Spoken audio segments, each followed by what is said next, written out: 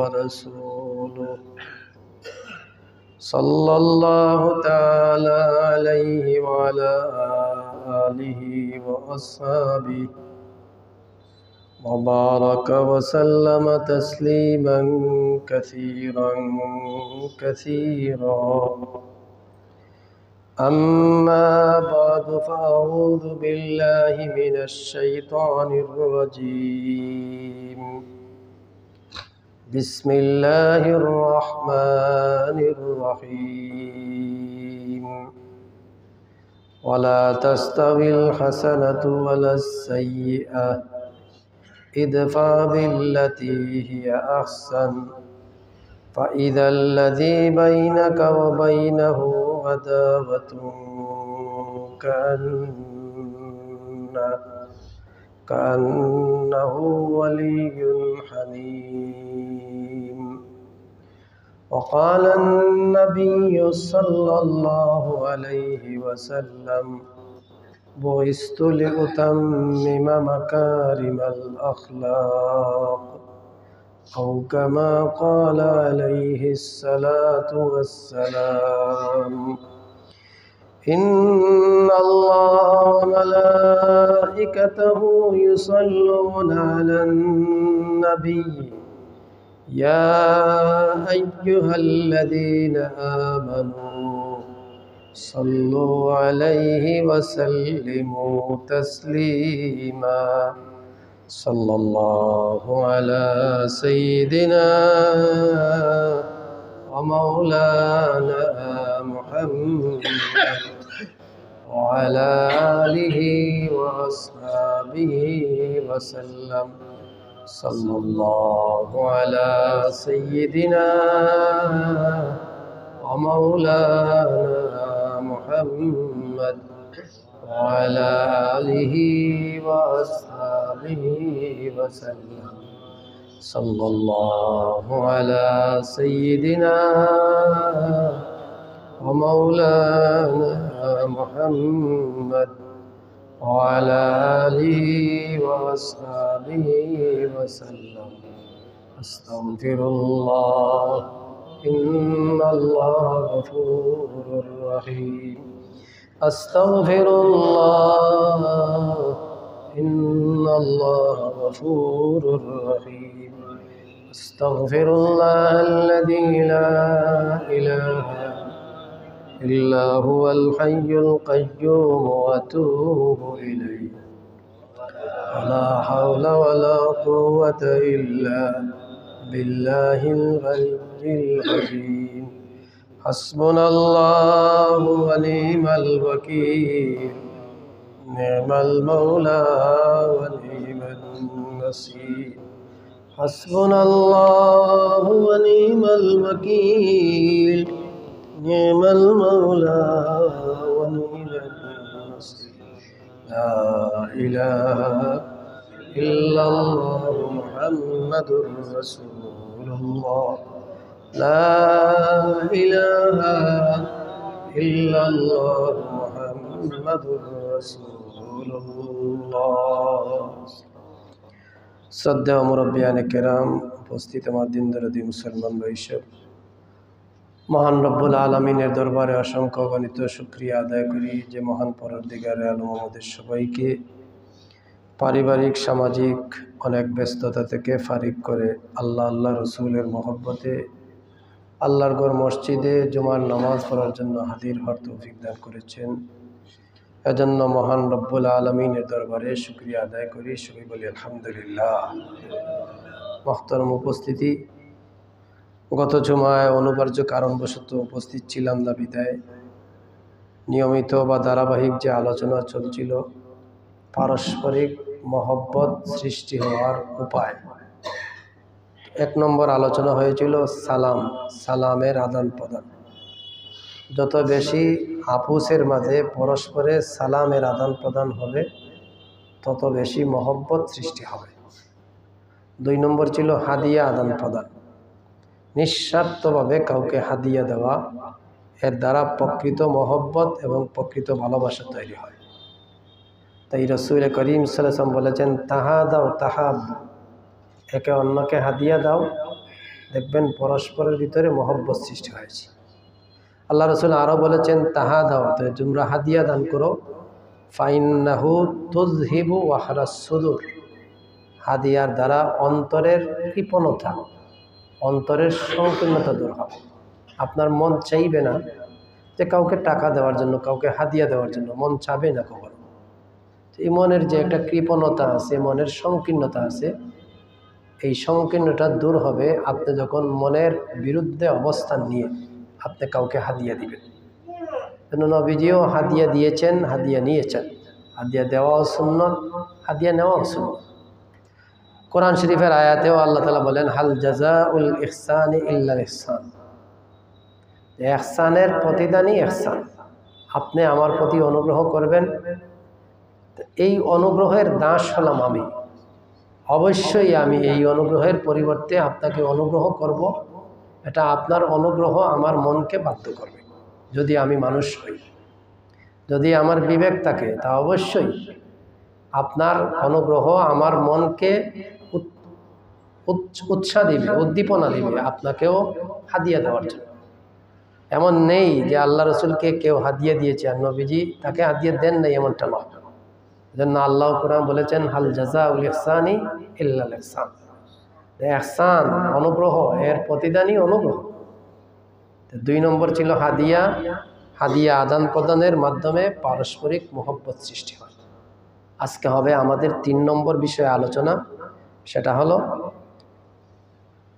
Cow যদি আপনার সাথে মন্দ ব্যবহার করে, মন্দ ব্যবহারের প্রতিশোধ না নিয়ে তার সাথে ভালো ব্যবহার করা। 1 নম্বর প্রতিশোধ না নেওয়া, আর প্রতিশোধ না নিয়ে মন্দের জবাব ভালোর দ্বারা দান করা। কোরআনে করিমের আয়াতেও আল্লাহ তাআলা বলেছেন, ওয়ালা তাস্তাউল হাসানা ওয়ালা সাইয়্যা, আল্লাহ তাআলা বলেন হাসানা আর সাইয়্যা সমান নয়। হাসানা মানা নেকি আর সাইয়্যা মানা বদি, নেকি আর বদি কখনো সমান নয়। এরপর আল্লাহ তাআলা একটা মূলনীতি বর্ণনা করেছেন যে ইদফা বিল্লাতি হিয়া আহসান, কেউ যদি তোমার সাথে দুর্ব্যবহার করে, তুমি তার দুর্ব্যবহারের মোকাবেলা করো ভালো ব্যবহারের দ্বারা। প্রতিশোধ তো নিবেই না, বরং দুর্ব্যবহারের পরিবর্তে তুমি তার সাথে ভালো ব্যবহার করো। যেমন কেউ তোমাকে গালি দিয়েছে, তুমি তাকে গালি না দিয়ে গালির পরিবর্তে তুমি তার প্রশংসা করো, তাহলে এটাই হবে তার জন্য ভালো ব্যবহার। তোমাকে কেউ কটু কথা বলেছে, তুমি তার প্রত্যুত্তরে কটু কথা না বলে তার সাথে সুন্দর কথা বলবে। কেউ তোমাকে একটা চর দিয়েছে, তুমি তাকে চরের প্রতিশোধ না নিয়ে তুমি তাকে ক্ষমা করে দিয়েছ, এটাই হবে উত্তম ব্যবহার। আল্লাহ তাআলা বলেন, তুমি সাথে যে দুর্ব্যবহার করে তুমি যদি তার সাথে ভালো ব্যবহার করো, তোমার সাথে যে অন্যায় আচরণ করেছে তুমি যদি তার সাথে ভালো আচরণ করো, এই ভালো আচরণের দ্বারা তোমার শত্রু থাকবে না, বরং শত্রু বন্ধুতে পরিণত হবে। আল্লাহ বলেন, ইদফা বিল্লাতি হিয়া আহসান ফাইদাল্লাযী বাইনাকা ওয়া বাইনাহু আদাওয়াতুন, আদাওয়াত মানে শত্রু। তুমি তার আর তোমার মাঝে যদি শত্রুতামি থাকে, তো তোমার ভালো ব্যবহারে শত্রু থাকবে না। কান্নাহু ওয়ালিয়্যুন হামীম, সে হয়ে যাবে তোমার অন্তরঙ্গ বন্ধু।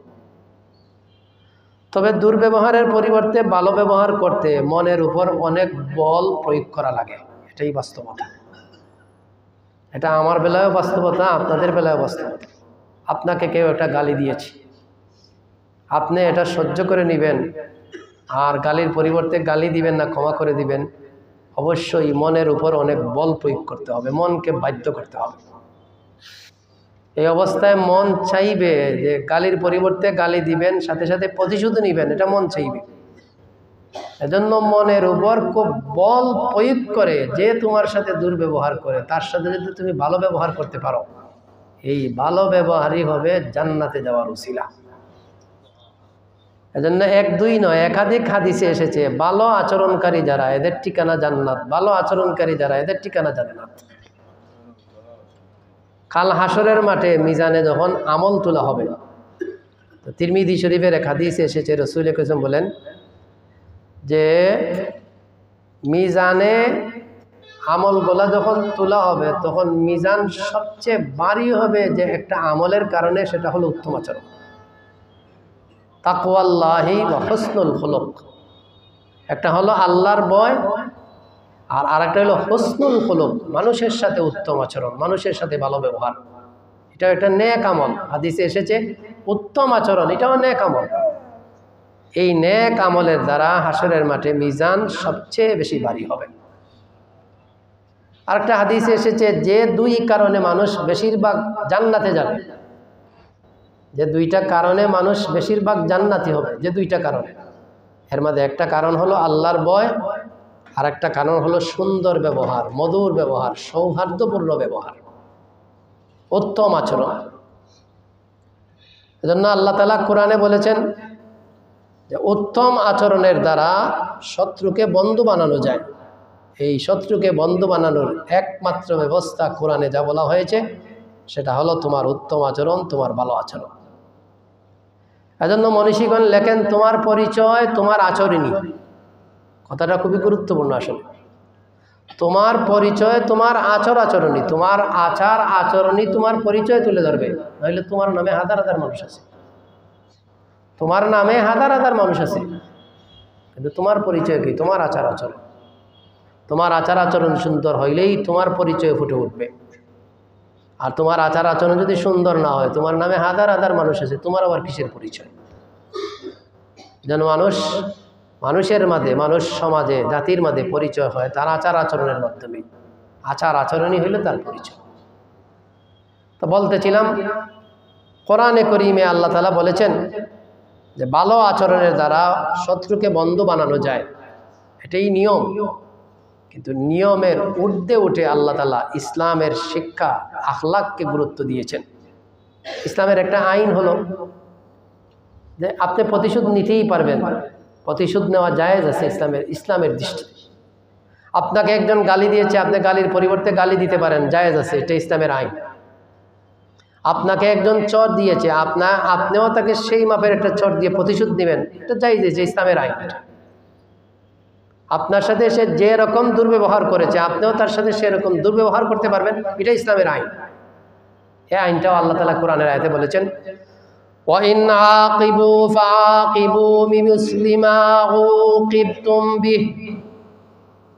যদি তোমরা প্রতিশোধ নিতে চাও, وَإِنْ عَاقَبُوا, যদি তোমরা প্রতিশোধ নিতে চাও, তাহলে তোমাকে যে রকম করেছে তুমি তার কাছ থেকে সেই রকম করো। তোমাকে যদি গালি দেয় তুমি গালি দাও, তোমাকে যদি বলে শালা, তুমিও তাকে শালা বলো। তোমাকে যদি আরো কোনো অশ্লীল ভাষায় গালি দেয়, তুমিও অশ্লীল ভাষায় তাকে গালি দিয়ে প্রতিশোধ নিতে পারো। এটা ইসলামের দৃষ্টিতে জায়েজ, এটা ইসলামী আইন।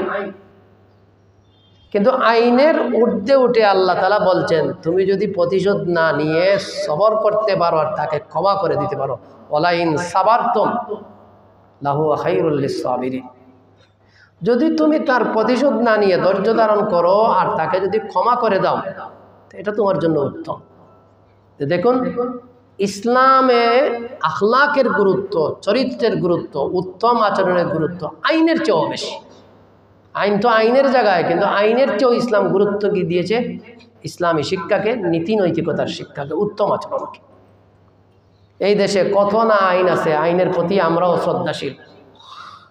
কিন্তু মনে রাখবেন, উলামায়ে কেরাম লেখেন আইনের দ্বারা কখনো পরিপূর্ণভাবে অবস্থার সংশোধন হয় না। আইনের মাধ্যমে কখনো অবস্থার পরিপূর্ণ সংশোধন হয় না। হ্যাঁ, অবস্থার পরিপূর্ণ সংশোধন হয় নৈতিকতার শিক্ষার দ্বারা। তাহলে দেখবেন এমন দেশ নেই যে দেশে আইন নাই। সব দেশেও দুর্নীতির বিরুদ্ধে আইন আছে, অন্যায় অনাচারের বিরুদ্ধে আইন আছে, সুদ ঘুষের বিরুদ্ধে আইন আছে। কিন্তু আপনারা কি বলতে পারবেন কোনো একটা দেশ এমনও আছে যে দেশে সুদ চলে না, ঘুষ চলে না, অন্যায় চলে না? এমন একটা দেশ আছে? কোথাও নেই। তাহলে বোঝা গেল আইনের দ্বারা অবস্থার পরিপূর্ণ সংশোধন হয় না, এই কথাটা শতসিদ্ধ প্রমাণিত। ইসলামও আইনের চেয়ে চরিত্রের গুরুত্ব বেশি দিয়েছে। ইসলামও আইনের চেয়ে উত্তম আচরণের গুরুত্ব বেশি দিয়েছে। ক্ষমা প্রদর্শন করো, অন্যকে মাফ করে দাও, ক্ষমা নাও। এজন্য আইনের দ্বারা অবস্থার কখনো পরিপূর্ণ সংশোধন হয় না। আমাদের নিকট অতীতের যে সরকার গিয়েছে, সেই সরকার থাকা অবস্থায় তো আইনের কি কোনো কমতি ছিল? সুদের বিরুদ্ধে আইন ছিল, ঘুষের বিরুদ্ধে আইন ছিল, দুর্নীতির বিরুদ্ধে আইন ছিল, কত আইন ছিল। কিন্তু যেখানেই দুর্নীতি অন্যায় দূর করার জন্য তদন্ত কমিটি গঠন করা হয়েছে, ওই তদন্ত কমিটিকে আবার তদন্ত করার জন্য আবার কমিটি গঠন করা হয়েছে। আইনের উপর আইন, আইনের উপর আইন, আইনের উপর আইন, আইনের উপর আইন করা হয়েছে। এরপরেও অন্যায় অনাচার দুর্নীতি থেকে দেশকে রক্ষা করা যায়। বরং যারা রাঘব বোয়াল বড় বড়রা, এরা যারা আইন প্রণয়ন করেছিল দুর্নীতিমুক্ত দেশ করার জন্য, দেখবেন এরাই সবচেয়ে বেশি দুর্নীতি করেছে, এরাই সবচেয়ে বেশি টাকার অধিকারী হয়েছে, এরাই সবচেয়ে বেশি আত্মসাৎ, জনগণের মাল আত্মসাৎ করেছে, জনগণের মাল বক্ষণ করেছে, এরাই সবচেয়ে বেশি। তাহলে আইনের দ্বারা কখনো অবস্থার পরিপূর্ণ সংশোধন হয় না, তবে আইনের দরকার আছে, এটাও বিশ্বাস। আইনের দরকার আছে এটা মানে এটা বিশ্বাস করতে হবে, আইনেরও দরকার আছে। কিন্তু ইসলাম আইনের চেয়ে আখলাকের গুরুত্ব, নীতি নৈতিকতার গুরুত্বকে প্রদান করেছে।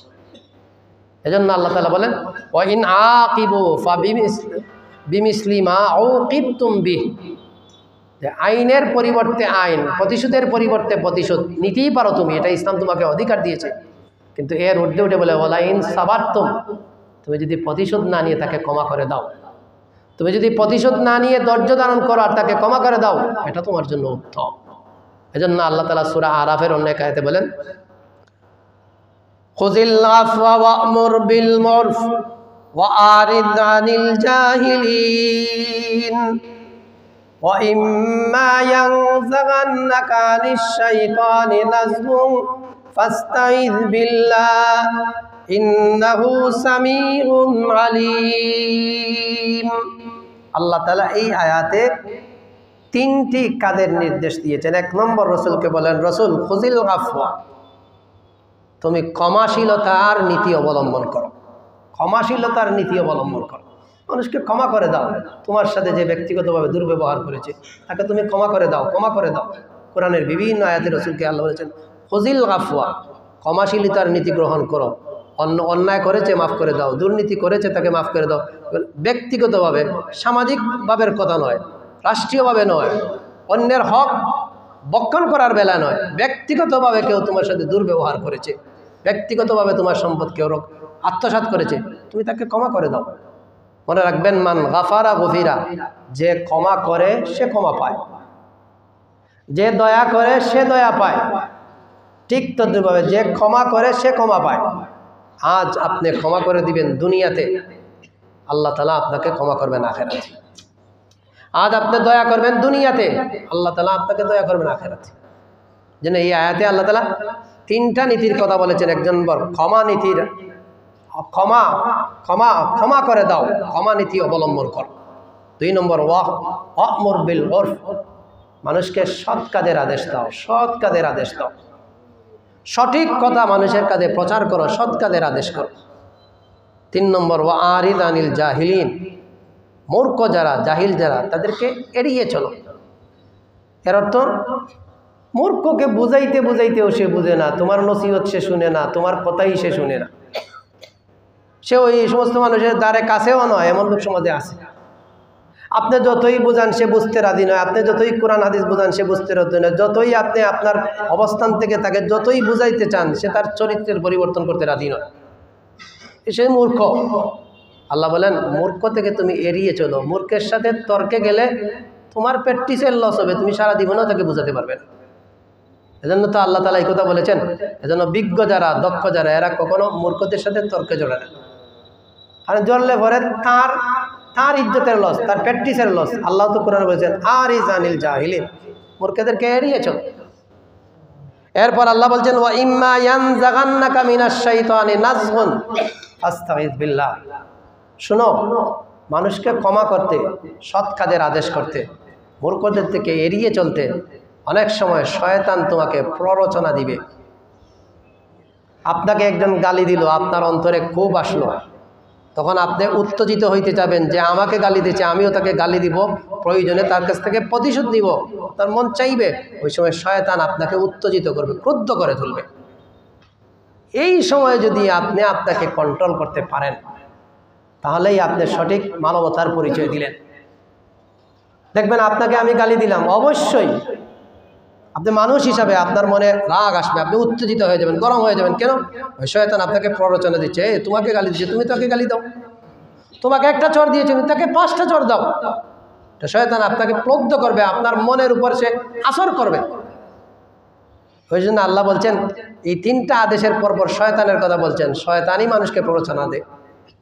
এই জন্য দেখবেন আপনাকে একটা গালি দিয়েছে, আপনি যদি প্রতিশোধ নেন, গালির প্রতিশোধ আপনার গালি দেন, তো দেখবেন সে আরো উত্তেজিত হবে, আপনিও আরো উত্তেজিত হবেন। এক সময় আপনি বেপরোয়া হয়ে যাবেন, সেও বেপরোয়া হবে। এক সময় বড় ধরনের দুর্ঘটনাও ঘটতে পারে। এই সময় সবচেয়ে বেশি বড় কাজ করে যে শয়তান। এজন্য বাংলাদেশে স্বামী স্ত্রীর মাঝে যত সম্পর্ক বিচ্ছিন্ন হয়, সবগুলা সম্পর্ক বিচ্ছিন্নের পিছনে শয়তান সবচেয়ে বড় দায়ী। কারণ স্ত্রী যখন স্বামীকে একটা গালি দিল, গালি দেওয়ার পরে স্বামী ওই গালিটা সহ্য করে নিতে পারে না, তখনই শয়তান বসে হয় তার মনে এসে বলে, আরে এখন রাগান্বিত করে হয়, তোর স্ত্রী তোকে গালি দিল নি, তুই দে গালি আর একটা। তার বলে গালি দিয়ে হবে না, তুই এবারে শেষ করে দে। এই শয়তান খালি প্ররোচনা দিতেই থাকে, প্ররোচনা দিতেই থাকে, রাগ উঠাইতেই থাকে। এটা শয়তানের কাজ। এক পর্যায়ে স্বামী বলল, তুই আমার ঘরের সালর তুলে থাকো, স্যার আমারে গালিয়েতে 1 কান 2 কান 3 কান একলোকে 5 কান দিয়ে বিদায়। এর পিছনে কাজ করেছে শয়তান। যখনও মানুষ মানুষের সাথে দুর্ব্যবহার করে, আপনি যদি এই নীতি অবলম্বন করতে পারেন, না আমি তো দুর্ব্যবহারের সাথে দুর্ব্যবহার করতে পারি না, আমার পিছনে তো শয়তান আছে, আমাকে উত্তেজিত করছে, আমাকে চরম দুর্ঘটনায় নিয়ে যেতে চাইছে, ওই সময় যদি আপনি ধৈর্য ধারণ করতে পারেন, লাইন সাবারতুম ফাহুয়া খায়রুল লিসাবিরিন, ধৈর্য ধারণ করে যদি তাকে ক্ষমা করে দিতে পারেন, দেখবেন আপনার চরিত্র সুন্দর, আপনি উত্তম আচরণের অধিকারী। এই উত্তম আচরণই আপনাকে জান্নাতে নিয়ে যাবে। এজন্য জাগতিক শিক্ষা বলুন আর আপনার নীতি নৈতিকতাবিহীন শিক্ষা বলুন, এই সমস্ত নীতি নৈতিকতাবিহীন শিক্ষা, জাগতিক শিক্ষা, এগুলার দ্বারা কখনো অবস্থার পূর্ণ সংশোধন করা যাবে না, যতক্ষণ পর্যন্ত নীতি নৈতিকতার শিক্ষা, ইসলামিক শিক্ষার প্রচার প্রসার না ঘটবে। এজন্য ইসলাম আইনের চেয়েও উত্তম আচরণের গুরুত্ব দিয়েছে। বাংলাদেশেরও এই বিধান আছে। দেখেন, বাংলাদেশের একটা বিধান আছে, আপনি একজন ফাঁসির আসামি, এমনিতেই ফাঁসির আসামি হয় না, আদালতে আর কোর্টে বিচার হতে হতে 6 মাস 8 মাস বছর খানিক পরে, এরপরে আদালতে রায় হয়, রায়ের পরে আপিল হয়, আপিলের পরে আবার রায় হয়, এরপরে আপিলের বিরুদ্ধে আবার আপিল, শেষ পর্যন্ত 8 মাস 10 মাস বছর 2 বছর 3 বছর গড়ানির পরে একজনের আইন ফাঁস হয়, ফাঁসির কাজটা তাকে ঝুলানো হবে। সব আইন কানুন দৌড়ানোর পরে এরপরে উচ্চ আদালতে আরেকটা আইন আছে বাংলাদেশের সংবিধানে, সেটা হলো রাষ্ট্রপতির কাছে প্রাণ ভিক্ষা চাওয়া। দেখুন আইন কোথায়, আইন দৌড়াইতে দৌড়াইতে মাস মাস মাস বছর পর্যন্ত গেল আদালতে, যাইতে যাইতে ফাঁসির কাজটা রায় হলো ফাঁসি দেওয়া হবে, এর আগে আরেকটা আইন। দেখেন কি আইন, রাষ্ট্রপতির কাছে ভিক্ষা চাওয়া। যদি রাষ্ট্রপতির কাছে প্রাণ ভিক্ষা চায় আর রাষ্ট্রপতি প্রাণ ভিক্ষা দিয়ে দেয়, সে বেঁচে যাবে আর তার ফাঁসি হবে না। আইনগুলা কোথায় গেল? এতদিন যদি আইনের দৌড়াদৌড়ি হইলো, আইনগুলা কোথায় গেল? দেখা গেল রাষ্ট্রপতির কাছে প্রাণ ভিক্ষা যাওয়া, এটা ভিন্ন কথা, ইসলামের দৃষ্টিতে যায় না যায়, প্রাণ ভিক্ষা করা রাষ্ট্রপতির কাছে, এটা বাংলাদেশের একটা আইন। কিন্তু প্রাণ ভিক্ষা রাষ্ট্রপতি কোথায় দিবে? রাষ্ট্রপতি কি মানুষের প্রাণ বানাইতে পারে? এটা বাংলাদেশের একটা আইন। তো একজন হুজুর বলছিল, বড় বিজ্ঞ ডাক্তার বলেছিল যে আমাদের বাংলাদেশে যে একটা আইন, প্রাণ ভিক্ষা দেওয়া রাষ্ট্রপতির কাছে, সব আইন আদালতের পরে, আর রাষ্ট্রপতি চাইলে তাকে যদি প্রাণ ভিক্ষা দিয়ে দেয়, রাষ্ট্রপতি প্রাণের মালিক কি? রাষ্ট্রপতি প্রাণ ভিক্ষা দিবে, এটা বাংলাদেশের একটা আইন। আমি আইনের বিরুদ্ধে কোনো কথা বলছি না, আমি এই কথা বুঝাইতে চাই। রাষ্ট্রপতির কাছে প্রাণ ভিক্ষা দেওয়ার মধ্যে রাষ্ট্রপতির যদি দয়া হয় আর সে যদি কয় যাও তোমাকে তোমার আর ফাঁসি কাস্টে নাই, সে বেঁচে গেল। বোঝা গেল সব আইনের ঊর্ধ্বে মানুষের দয়া আর মায়া, মানুষের আখলাক, মানুষের চরিত্র। এজন্য ইসলাম আইনের চেয়েও চরিত্রের গুরুত্ব, আখলাকের গুরুত্ব প্রদান করেছে। এজন্য আল্লাহ তাআলা কোরআনে বলেন, ওয়ালা তাস্তাবিল হাসানাতু ওয়ালাস সাইয়্যিআহ ইদফা বিল্লাতী হিয়া আহসান ফাইযাল্লাযী বাইনাকা ওয়া বাইনাহু আদাওয়াতুন কাআন্নাহু ওয়ালিয়্যুন হামীম। সত্যি মানুষের ভিতরে আল্লাহ তাআলা এমন একটা চুম্বক দিয়েছেন এই পৃথিবীতে, প্রকৃতপক্ষে যদি কোনো চুম্বক থাকে, যে চুম্বক তার আশেপাশের মানুষগুলোকে টেনে তার কাছে নিয়ে আসে, সেই চুম্বকের নাম হলো উত্তম আচরণ। বড়লেখার মানুষেরা মনে রাখবেন, আপনি যদি আপনার পাশের মানুষ, দূরের মানুষ, কাছের মানুষ, দূরের মানুষকে যদি সত্যিই আপনি আপনার কাছে টেনে আনতে চান, তাইলে এই দুনিয়ার জগতে প্রাকৃতিক বা প্রকৃতপক্ষে একটা চুম্বক, সেই চুম্বকের নাম হইল উত্তম আচরণ। মানুষ উত্তম আচরণের দ্বারা কাছে টেনে নিতে পারে, এর চেয়ে আর কিছু এত চুম্বক নেই, যে চুম্বকের নাম হলো উত্তম আচরণ। এজন্য মনীষীকে লেখেন উত্তম আচরণ, যদিও এটার অর্থনৈতিক কোনো মূল্য নাও থাকতে পারে। আমি যে আপনাদের সাথে ভালো আচরণ দেখাইলাম, আরও কেউ আপনাদের সাথে ভালো আচরণ, এটার অর্থনৈতিক কোনো মূল্য যদি নাও থাকতে পারে, কথাটা মনে রাখবেন। হ্যাঁ আমার ভাইয়েরা, যে উত্তম আচরণের অর্থনৈতিক কোনো মূল্য নাও যদি থাকে, উত্তম আচরণের ভিতরে আল্লাহ এত ক্ষমতা দিয়েছেন, উত্তম আচরণের দ্বারা হাজার হাজার কোটি কোটি মানুষের হৃদয় কিনা যায়। হাজার হাজার কোটি কোটি মানুষের হৃদয় কেনার ক্ষমতা উত্তম আচরণের ভিতরে রয়েছে। যদিও অর্থনৈতিকভাবে উত্তম আচরণের কোনো মূল্য নাও থাকতে পারে, কিন্তু তাতে আল্লাহ তাআলা এমন ক্ষমতা দিয়েছেন, হাজার হাজার মানুষের হৃদয় কেনার ক্ষমতা আল্লাহ উত্তম আচরণের ভিতরে দিয়েছেন। প্রিয় দুস্থ বুজুর্গ, মনীষীগণ লেখেন, এই পৃথিবীতে সব হলো ক্ষণস্থায়ী। এই ক্ষণস্থায়ী জীবনের সব কিছু ক্ষণস্থায়ী, আমিও ক্ষণস্থায়ী, আপনারই ক্ষণস্থায়ী। আমার বাড়ি বলেন, গাড়ি বলেন, দাড়ি বলেন, আমার যা কিছু আছে, সম্পদ, ছেলে মেয়ে, সবগুলা ক্ষণস্থায়ী। চিরস্থায়ী কিছুই নয়, সব ক্ষণস্থায়ী। বলুন, আপনি লাখ লাখ টাকার মালিক, ক্ষণস্থায়ী। আপনি গাড়ির মালিক, বাড়ির মালিক, 5 তলা বিল্ডিং, ফ্ল্যাটের মালিক, একটা ঢাকা, একটা ফ্রান্সে, আর একটা জাপানে, হাজার হাজার কোটি কোটি টাকা বড় বড় প্রাসাদের মালিক আপনি, সবগুলো ক্ষণস্থায়ী। কিন্তু এই ক্ষণস্থায়ী জীবনের চিরস্থায়ী একটা বস্তু আছে। ক্ষণস্থায়ী জীবনের সব ক্ষণস্থায়ী ঠিকই, কিন্তু এই ক্ষণস্থায়ী জীবনের শুধুমাত্র চিরস্থায়ী একটা বস্তু আছে। সেই চিরস্থায়ী বস্তুর নাম হলো উত্তম আচরণ। আপনি মরলে পরেও আপনার গাড়ি থাকবে না, বাড়ি থাকবে না, কোনো কিছু থাকবে না, কিন্তু আপনার উত্তম আচরণ থাকবে।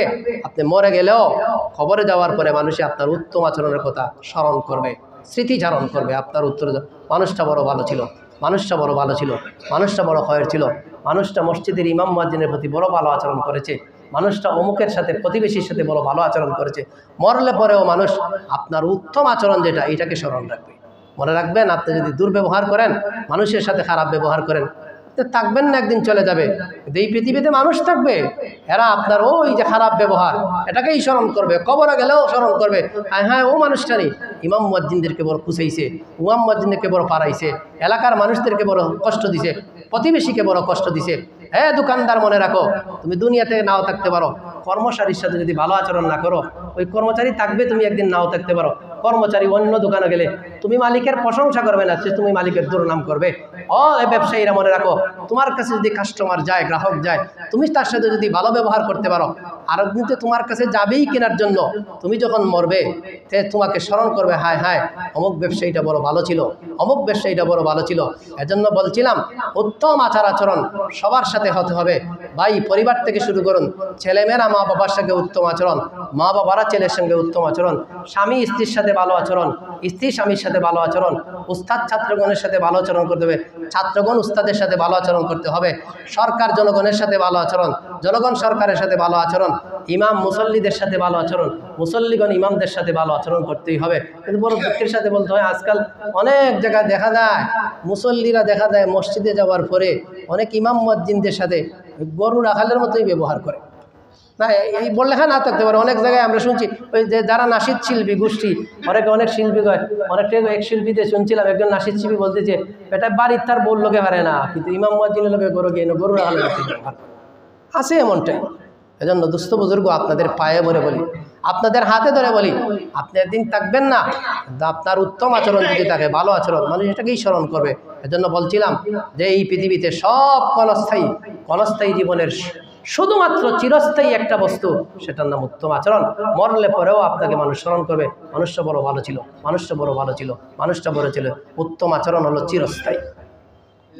মুআজ্জাজ হাজিরিন, আরেকটা কথা লিখেছেন মনীষীগণ, যে আপনি অনেক ডিগ্রির মালিক, অনেক ডিগ্রির মালিক আপনি, এক ডিগ্রি নয়, কয়েকটা ডিগ্রির মালিক আপনি। আপনার ডিগ্রিগুলো শুধু একটা কাগজের নাম, যদি তা আপনার ব্যবহারে প্রতিফলিত না হয়। আবারও বলছি, কথাটা মনে রাখবেন, আপনি উচ্চ ডিগ্রি সম্পন্ন ব্যক্তি, আপনি হয়তো ম্যাজিস্ট্রেট, না হয় ম্যাজিস্ট্রেটের উপরে আরও কিছু বলেন, না হয় মেজর, না হয় আরও যে কোনো পদবি বলেন। আপনার হাজার হাজার পদ আছে, পদগুলা, পদবিগুলা, ডিগ্রিগুলা একটা কাগজ শুধুমাত্র। যদি তা আপনার ব্যবহারে প্রতিফলিত না হয়, যদি তা আপনার ব্যবহারে প্রতিফলিত না হয়, এজন্য ব্যবহারটাই হইল আসল, উত্তম আচরণটাই আসল। উত্তম আচরণ হইল এই চিরস্থায়ী বস্তু। মুআজ্জাজ হাজিরিন, উত্তম আচরণের দ্বারা মানুষের হৃদয় জয় করা যায়। কিন্তু আপনার ব্যবহার যদি কঠোর হয়, ব্যবহারের দ্বারা কঠোরতা তৈরি হয়, অন্তরে ঘৃণা সৃষ্টি হয়, অন্তরে ঘৃণা সৃষ্টি হয়। আপনার ব্যবহার যদি সুন্দর না হয়, আপনার কথাবার্তা যদি সুন্দর না হয়, আপনি যদি লাগাবাদা করেন, একজন একটা কথা বলে নাই, আপনি তার বিরুদ্ধে কথাটা বলে ফেললেন, তার নামে চালিয়ে দিলেন, গালাগালি করলেন, তো এইগুলোর দ্বারা মানুষের মনে কঠোরতা তৈরি হয়, মানুষের ভিতরে ঘৃণা তৈরি হয়। এজন্য দুস্থ বুজুর্গ, আল্লাহ তাআলা কোরআনে বলেছেন যে তুমি ভালো আচরণ করো, ভালো আচরণ করো। ভালো আচরণের দ্বারা তুমি তোমার শত্রুকে বন্ধুতে পরিণত করতে পারবে। শত্রুকে বন্ধুতে পরিণত করার মধ্যে একমাত্র বস্তু হলো উত্তম আচরণ। আল্লাহ তাআলা কোরআনে বলেছেন খুযিল আফওয়া, যে তিনটা কথা বলেছিলেন। 1 নম্বর ক্ষমা নীতির অবলম্বন করো, 2 নম্বর ওয়া'মুর বিল উরফ, যে মানুষকে সঠিক কাজের কথা বলো, 3 নম্বর ওয়া'আরিদ আনিল জাহিলিন, মূর্খ যারা, যারা নসিহত মানতে চায় না, কোরআন হাদিসের উপর চলতে চায় না, যারা মনুষ্যত্বহীন, বিবেকহীন যারা, এদেরকে এড়িয়ে চলুন। এদের সাথে কথা বললে এদেরকে কখনো বোঝাতে পারবেন না। যে দোস্ত বুজুর্গ, আসুন আমরা আমাদের প্রত্যেকের চরিত্রকে সংশোধন করি। কাল হাসরের মাঠে উত্তম চরিত্রটাকেই আয়না তোলা হবে, মিজানে তোলা হবে। এই উত্তম চরিত্রটাই মাফা হবে, এটার দ্বারাই মিজান পাল্লা সবচেয়ে বেশি ভারী হবে। দেখুন না, একজন বেদুইন, আগেই মনে বলেছি মসজিদে একদিন, যে একজন বেদুইন রসুল করিম সাল্লাল্লাহু আলাইহি ওয়াসাল্লামের কাছে গিয়েছিল। গ্রামীণ মানুষ, মূর্খ, লেখাপড়া জানে না, একটা উট নিয়ে হাজির হয়েছিল। রসুল তখন ঘুমন্ত অবস্থায় ছিলেন, ঠিক দ্বিপ্রহরে ডাক দিচ্ছে রসুলকে, ইয়া মোহাম্মদ, ইয়া মোহাম্মদ নাম ধরে।